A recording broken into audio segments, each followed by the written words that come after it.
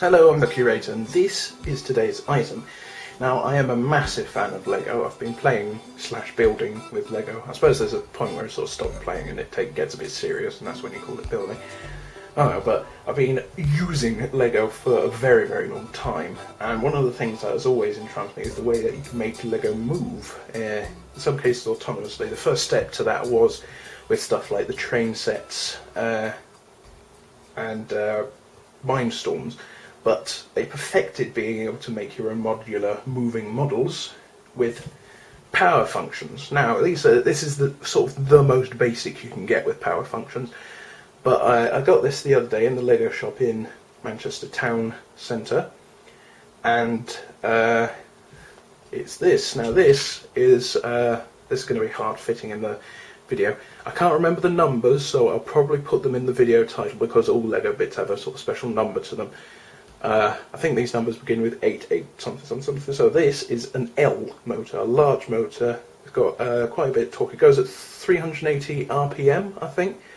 For proper details, I'll probably fill them in the description. It's more the sort of physicalness of the item that I like to focus on. And this is the basic battery box. It fits in 6 AA batteries for a total of 9 volts, 1.5 volts each. And this is a gearbox that I'm going to use to give something an example. Now, the main reason I've bought this is because there is a couple major Lego projects that I want to build. Now, some people of a more cunning YouTubing nature might have found in the past Lego Robot Wars. It was made by this fellow called Ochaye Donald, I believe his name is, Ochaye Donald. I'm sure you can spell Donald.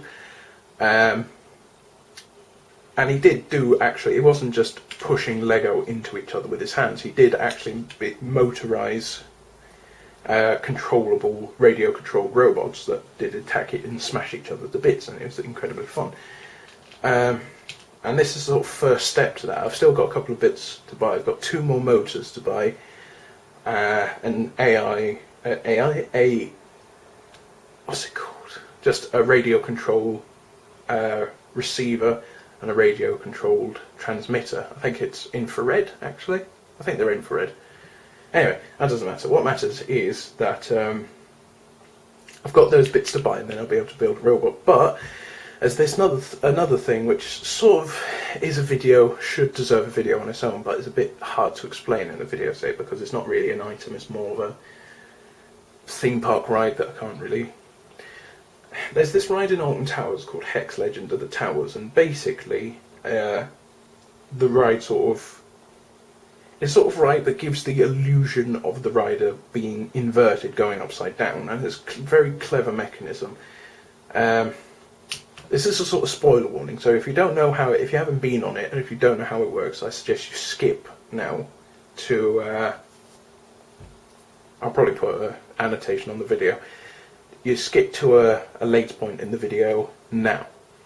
Right, so, to that end, the way that this ride works is there is a static, well, semi-static sort of swing that the riders ride on. It tilts about 30 degrees each way, so you get the feeling of moving, and then the room is a sort of 360 degree rotating drum that goes around, so it makes you feel as if you are going upside down in this room.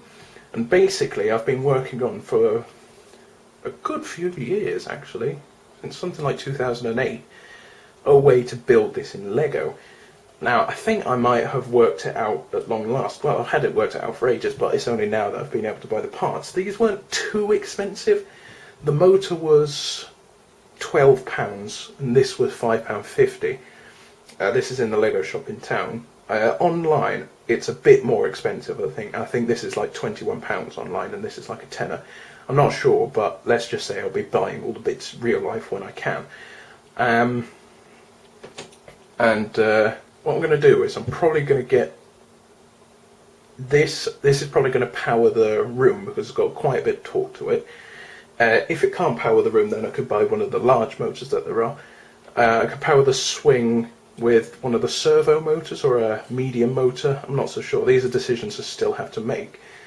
But basically, I think this is powerful enough to rotate the room, which is quite a big Lego structure, as it happens. I'll probably show you when I'm actually got it built so you can actually see it, as opposed to me, you know, telling you. So, but let's have a test now. So I've built this small sort of gearbox, and I'm actually going to probably jump cut here so I can actually, you know, show you how quick it's rotating. So jump cutteth.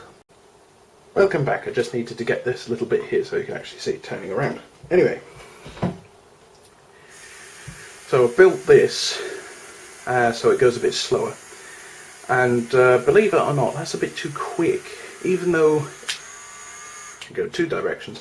That's a good point actually. This is something that is not obvious anyway, but this power switch works as both forwards and backwards. So I was gonna, yeah, it's struggling to focus. I really need to fix. That's the problems with batch recording videos. I didn't realise this at first, and I was going to actually try and buy a switch, but this does go both forward and backward, so you don't need to buy an extra special switch to have it going in both directions. But anyway, as you can imagine, super simple, just Legos on. Make sure you push it down so it's actually stuck together, and yeah, simple as that. I've managed to make the RPM go down quite a bit, but not down enough for the design that I'm doing. It's called a Madhouse, this ride in particular, the one I mentioned. The one in Onktown is called Hex. The sort of original design was a ride called Villa Volta in the Netherlands, Efteling theme park I believe it's called, and it's a really good ride. It's really worth looking up if you're into that sort of thing. But for when I'm not using this for the Madhouse Lego Villa Volta / Hex that I'm building, I want to make sure that it goes fast for the weapon on the Lego robot that I want to be building. So it's sort of like a double use gearbox, this, and it makes it go quite quick.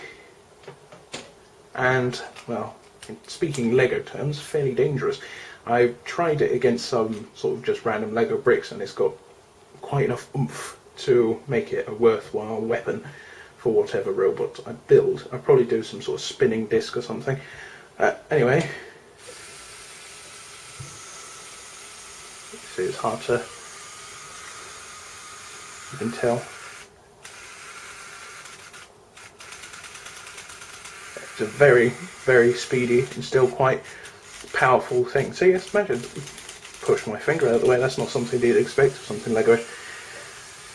But yes, I've got the gearbox worked out in both ways.